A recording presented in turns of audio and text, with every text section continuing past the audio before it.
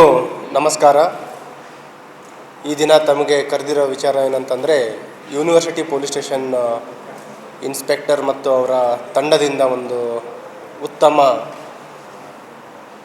Crime detection ಕಾರ್ಯ ಆಗಿದೆ. ಅದರಲ್ಲಿ ವಿಶೇಷವಾಗಿ ಏನು ರಾತ್ರಿ ಕನ್ನ ಕಳುವಾಗ್ತಾಯಿದ್ವು, ಏನು ನೈಟ್ HBT ಅಂತೀವಿ, ಅಂಥದ್ರಲ್ಲಿ ಯಾವುದೋ ಒಂದು ರಿಮೋಟ್ ಲೀಡ್ ಸಿಕ್ಕಿತ್ತು. ಒಂದು ವೆರಿ ರಿಮೋಟ್ ಲೀಡ್ ಅಂತಂದರೆ ತುಂಬ ಪತ್ತೆ ಮಾಡಲಿಕ್ಕೆ ಅಷ್ಟೊಂದು ಪೂರಕವಾದ ಸಾಕ್ಷಿ ಇಲ್ಲ. ಅಂಥ ಒಂದು ಲೀಡ್ ಇದ್ದರೂ ಕೂಡ ಇನ್ಸ್ಪೆಕ್ಟರ್ ಮತ್ತು ಅವ್ರ ತಂಡ ಆರೋಪಿಯನ್ನು ಬಂಧಿಸುವಲ್ಲಿ ಯಶಸ್ವಿಯಾಗಿದ್ದಾರೆ. ಇದರಲ್ಲಿ ಒಬ್ಬ ಆರೋಪಿಯನ್ನು ಮನೆಗಳ್ಳತನ ಮಾಡುವಂತಹ ಆರೋಪಿಯನ್ನು ಬಂಧಿಸಿ 3 ರಾತ್ರಿ ಮನೆಗಳ್ಳತನ ಪ್ರಕರಣಗಳನ್ನು ಭೇದಿಸಿದ್ದಾರೆ. ಅದರಲ್ಲಿ ವಿಶೇಷವಾಗಿ ಏನು ಆರೋಪಿ ಕಳ್ಳತನ ಮಾಡಿದ್ದ around 100 gram gold, 200 gram silver ಮತ್ತು ಕೃತ್ಯಕ್ಕೆ ಏನು ಬಳಸ್ತಾ ಇದ್ದ ಅವನು ವೆಹಿಕಲ್, ಬಜಾಜ್ ಪ್ಲಾಟಿನಮ್ ಬೈಕನ್ನು ಬಳಸ್ತಾ ಇದ್ದ. ಆ ವೆಹಿಕಲನ್ನು ಕೂಡ ಅವರು ಜಪ್ತಿ ಮಾಡುವಲ್ಲಿ ಯಶಸ್ವಿಯಾಗಿದ್ದಾರೆ. ಇದರಲ್ಲಿ ಎಲ್ಲರ ಗಮನಕ್ಕೆ ತರೋದೇನಂತಂದರೆ, ಈ ಮಿನಿಮಮ್ ಸೇಫ್ಟಿ ಫೀಚರ್ಸ್, ಸೆಕ್ಯೂರಿಟಿ ಏನು ಮನೆಗಳ ಸುರಕ್ಷತೆಗಾಗಿ ಏನು ತೆಗೆದುಕೊಳ್ಬೇಕು ಅಂತ ನಾವು ಸುಮಾರು ಸಲ ಹೇಳ್ತಾ ಇದ್ದೀವಿ.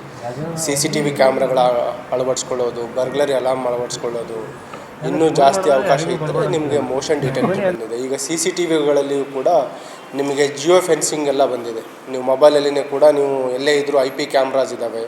ಮತ್ತು ಜಿಯೋ ಫೆನ್ಸಿಂಗ್ ಅಂತಂದರೆ ಯಾರಾದರೂ ಮೂಮೆಂಟ್ ಆದರೂ ಕೂಡ ಅದ್ರ ಬಗ್ಗೆಯೂ ಕೂಡ ನೀವು ಅಲರ್ಟ್ ಬರುತ್ತೆ. ತಮಗೆ 25,000, 30,000, 50,000ಗೆಲ್ಲ ಬರುತ್ತೆ.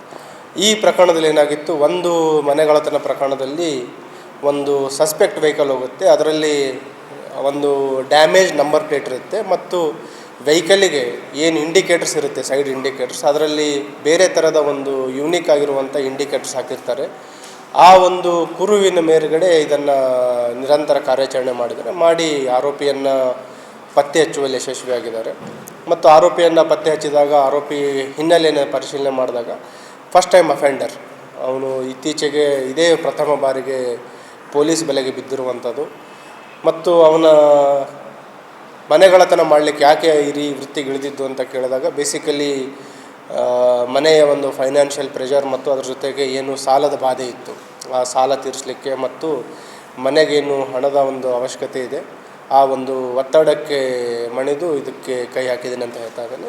ಮತ್ತು ಈ ಒಂದು ಮೋಡಸ್ ಆಪರೆಂಡಿ ಯಾವ ರೀತಿ ಮನೆಗಳನ್ನು ಐಡೆಂಟಿಫೈ ಮಾಡ್ತಾಯಿದ್ದ ಅಂದರೆ, ಬೆಳಗಿನ ಜಾವ ಡೇ ಟೈಮಲ್ಲಿ ಎಲ್ಲ ಕಡೆ ಹೋಗಿ ರೆಕ್ಕಿ ಮಾಡ್ತಾಯಿದ್ದ.